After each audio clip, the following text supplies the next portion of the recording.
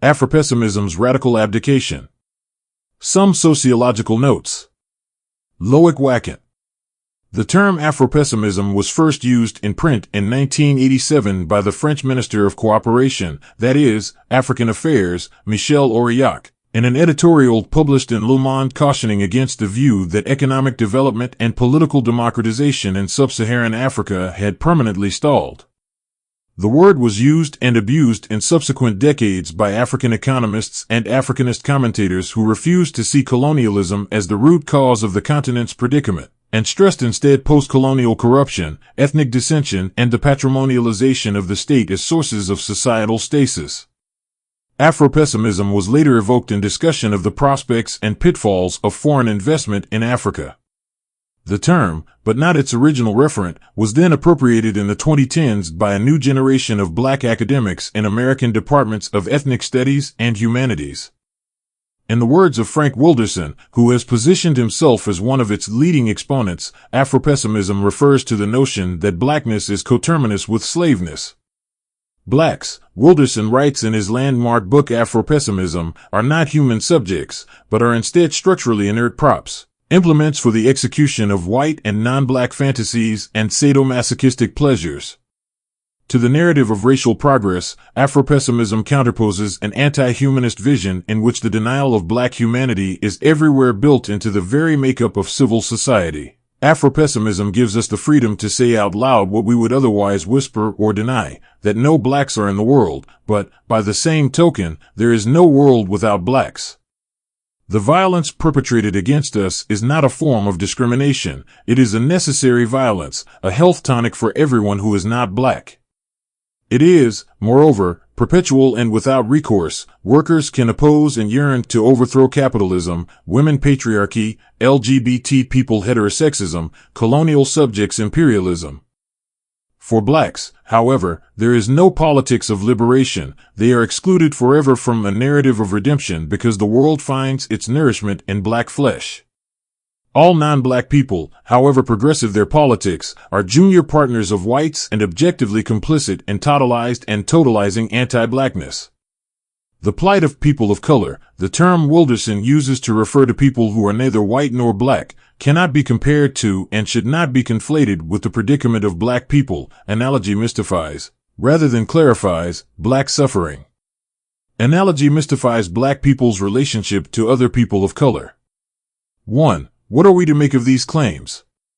Opening with a vivid depiction of a mental breakdown, Wilderson's book is a disconcerting memoir and a provocative travelogue about being black in America from the vantage point of the cultural bourgeoisie of the early 21st century. Educated at Dartmouth, Columbia, and Berkeley, Wilderson has had varied life experiences as an activist, a stockbroker, and, now, an author and academic at the University of California, Irvine, where he is a professor of drama and African American studies.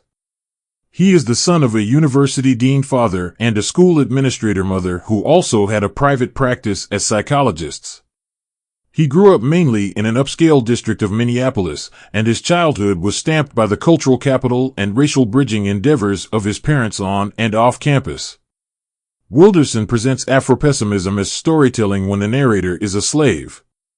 Combining passages of genuine lyric power and beauty with heavy didacticism, it is perhaps best read as an exercise in autotheory, the commingling of theory and philosophy with autobiography, which Lauren Fournier describes, in her book on the subject, as a critical artistic practice indebted to feminist writing activism. Afropessimism is difficult to assess and critique because, when it takes leave from the gripping immediacy of its memoirist voice, it situates itself at a metatheoretical level so abstract that no historical reality can be brought to bear on it, and when the time comes for conceptual explication, it retreats back into narration. The book proceeds by postulation rather than demonstration, by allegory instead of argument. It weaves a tapestry of childhood memories, family anecdotes, professional and romantic experiences, political sorties, academic encounters, allusions to novels, movies, and philosophical texts, conceptual disquisitions and historical accounts, all of which it places on a plane of epistemic equality. How to evaluate this intellectual position from the standpoint of an agonistic sociology of ethno-racial domination? Note that a principled defense might be that Afropessimism is or the poetics of blackness, written by a dramatist, and so its claims should not be taken too literally, nor held up to social scientific standards. But Wilderson insists his approach is a theoretical apparatus and an analytic lens, one that labors as a corrective to humanist assumptive logics, and this analytic is being used by sociologists to develop and reorient empirical arguments or to deny their very possibility. Afropessimism is an exclusivist brand of race primordialism.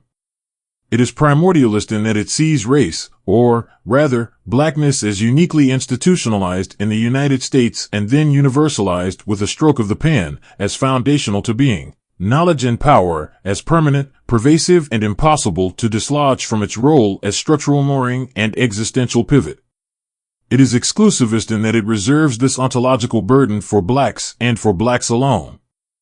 As the entry in Oxford Bibliographies, which Wilderson co-authored, explains, Afropessimism is a lens of interpretation that accounts for civil society's dependence on anti-black violence, a regime of violence that positions black people as internal enemies of civil society and cannot be analogized with the regimes of violence that disciplines the Marxist subaltern, the postcolonial subaltern, the colored but non-black Western immigrant, the non-black queer, or the non-black woman.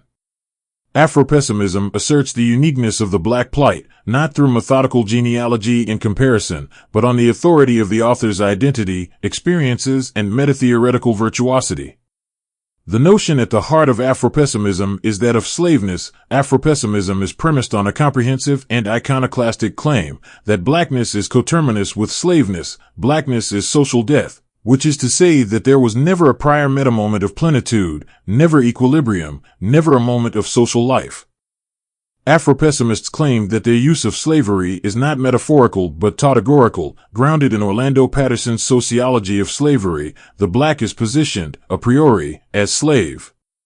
The definition of slave, the Oxford Bibliographies entry explains, is taken from Orlando Patterson, who theorizes slavery as a relational dynamic between social death, the slave, and social life, the human. For Patterson, however, slavery is not a racial institution but an organization of extreme domination that may or may not be racialized. It is, moreover, an institution that not only varies immensely across the span of human history, from the familial to the genocidal, but also everywhere fails to quash the slave's humanity. Indeed, slavery, in Patterson's telling, is haunted by the slave's refusal of the denial of their humanity. This is why it needs brute force to sustain itself. This is why an analysis of the internal relations of slavery must be articulated with an analysis of enslavement, entry, and manumission, exit, enslavement. Slavery and manumission are not merely related events, they are one and the same process in different phases. Thus the master dangles the possibility of manumission before the eyes of the slaves precisely because they remain human under bondage. The slave desires nothing more passionately than dignity, belonging, and release.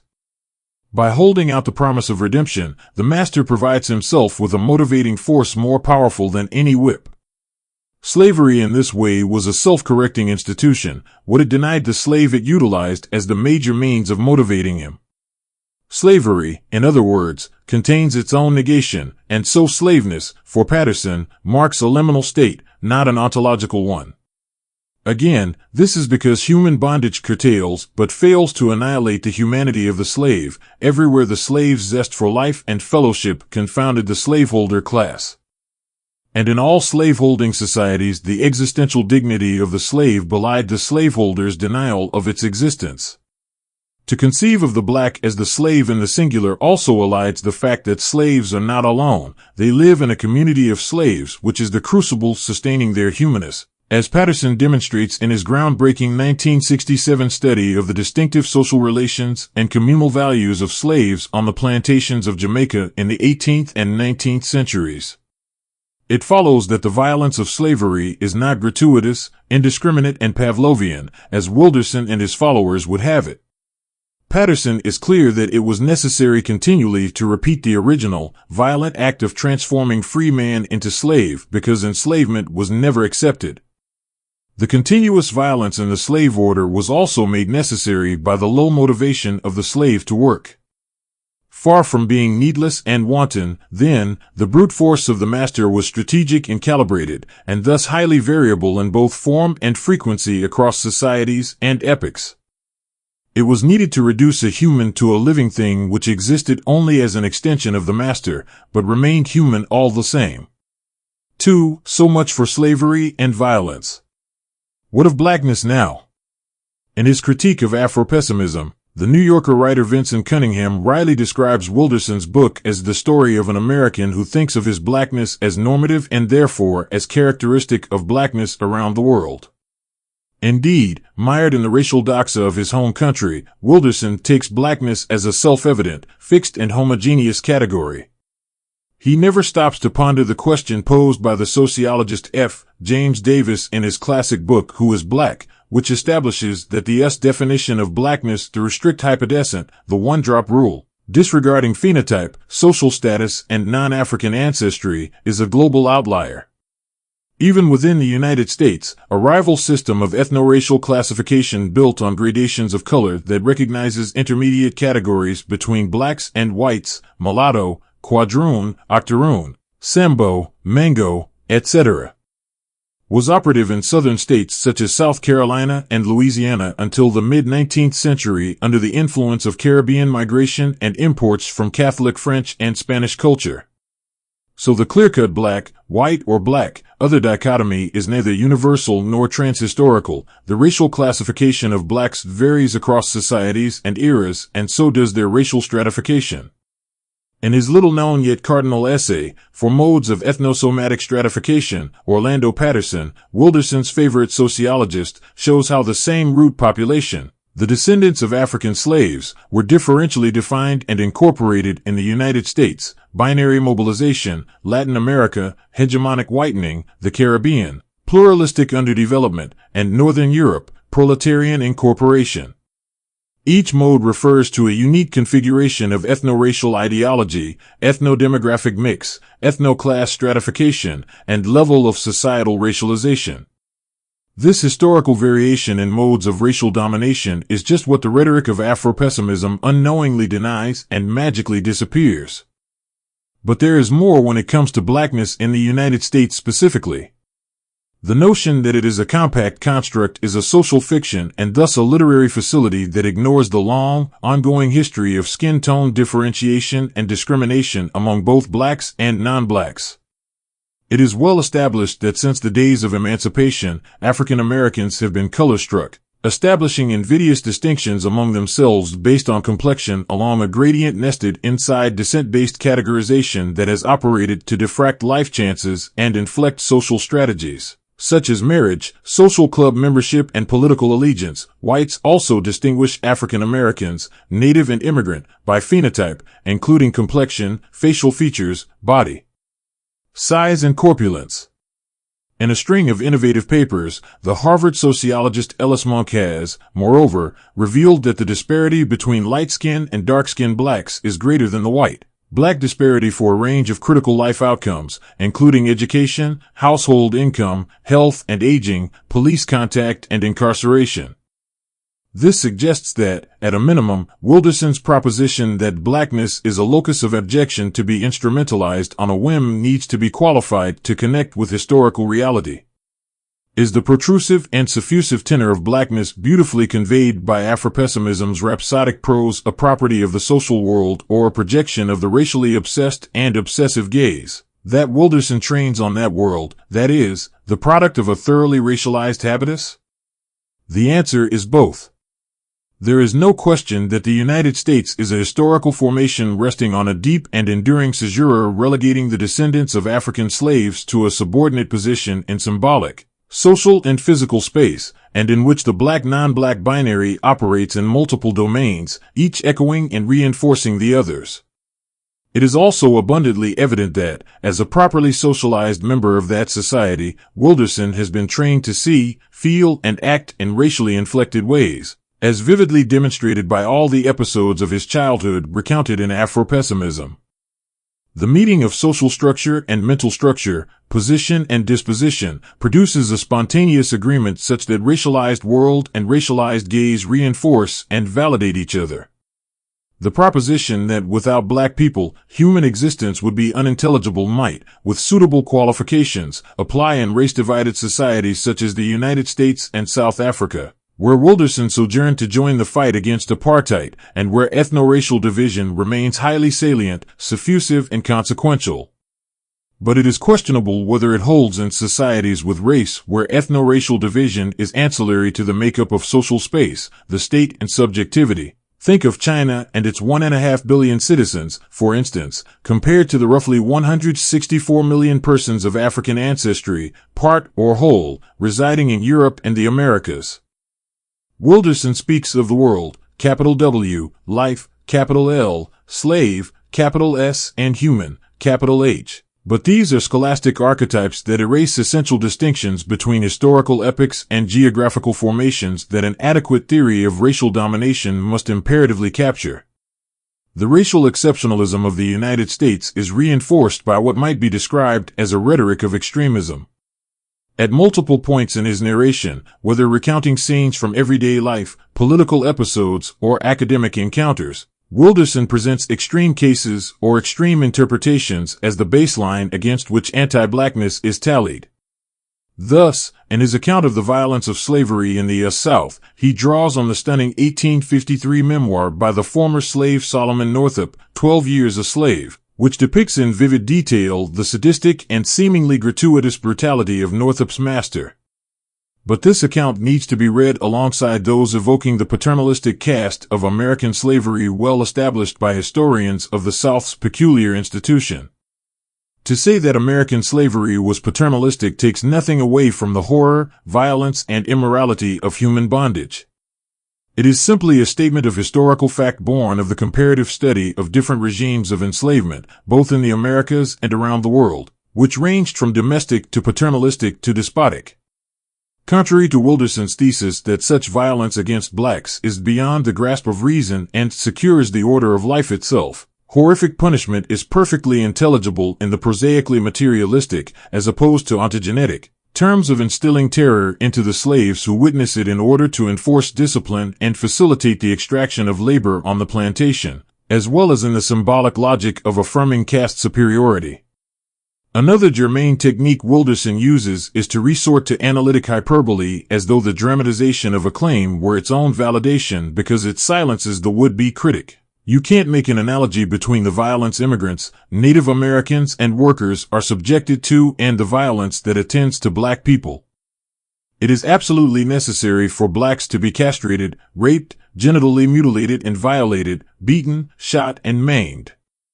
Or when he presents the logic of white feminism, the logic of working-class struggle, the logic of multicultural coalitions, and the logic of immigrant rights not as disconnected from, or impediments to, the struggles of blacks, insofar as such a notion makes sense anymore, but as partaking of the unrelenting terror that threatens black thought, an essential terror as constitutive of an anti-black world as the military or the megachurch. Another example, whoever says rape says black, whoever says prison says black, and whoever says AIDS says black. The Negro is a phobogenic object, a past without a heritage, the map of gratuitous violence, and a program of complete disorder. These associations may be operative in us history and public culture, but everywhere and at all times? Even in the United States, it is highly questionable whether such connotations are transhistorical. The dominant image of the convict in the post-war decades, for example, when the prison population of the country was 70% white, was a bumbling, socially incompetent white male, not a violent black man. 3. Where does this time-stamped Americanocentric ontologization of blackness based on the structural antagonism between humans and blacks lead us on the political front?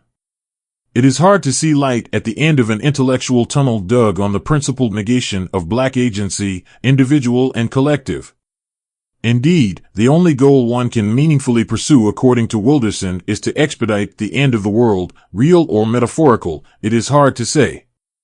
The Afropessimistic diagnosis of the black predicament yields a conviction in the futility, worse the utter impossibility, of a politics of freedom. For Wilderson, blackness is a positionality of absolute dereliction, abandonment, in the face of civil society and therefore cannot be liberated or be made legible through counter-hegemonic interventions. Instead of seeking to liberate blackness, Wilderson urges us to embrace its disorder, its incoherence. This may be a comfortable attitude to adopt for a tenured university professor and kindred specialists in cultural production who trade in symbolic representations, the more captivating the better. But for a black janitor, a black fast food worker, a black accountant, or a black physician in their day-to-day, at most, the paradoxical quietism of Afropessimism yields an ethic, sustained by those in the know about the necessary eternity of black enslavement, that fuels a negative solidarity of eternal exclusion. Occasionally, Wilderson vacillates, perhaps sensing that his radical racial essentialism could be plunging his reader into an abyss of despair, so he gestures in the direction of constructivism. Like class and gender, which are also constructs, not divine designations, social death can be destroyed. But the first step toward the destruction is to assume one's position, assume, not celebrate or disavow, and then burn the ship or the plantation, in its past and present incarnations. But this concession is quickly withdrawn. Blacks are often psychically unable and unwilling to assume this position, which is as understandable as it is impossible. And so, Wilderson writes, black people form a mass of indistinguishable flesh in the collective unconscious, not a social formation of interests, agendas, or ideas. This raises a conundrum. What is the status of Wilderson's own discourse as the narrative of a slave? Does its author not believe that Afropessimism offers a sober, accurate assessment of the quandary of blackness? Would that not mean that there is an outside to the condition of slaveness from which a black author can speak, and possibly speak truth to power? An erudite slave writing for an attentive audience of educated readers, black and non-black, is surely more than a generic slave capital S. His very existence points, if not to an outside of slaveness, at least to gradations within the category. Does Wilderson's ability to reflect on his own social position and existential injuries suffered on the sole account of being black in American society, to share his insights, broadcast his view in and outside academia, and enlighten his readers not invalidate his account of blackness as paralyzing slaveness? Otherwise, what would be the point of propagandizing the looter's creed, critique without redemption? Afropessimism is not a theory so much as a mood coalescing in the hangover from the Obama years and a paradoxical expression of the yearning of the African American cultural bourgeoisie for black solidarity, be it negative, made more tenuous by upward class mobility or inheritance. It offers a rhetorical radicalization of racial nihilism in the face of shifting yet enduring black oppression that leads straight to political abdication.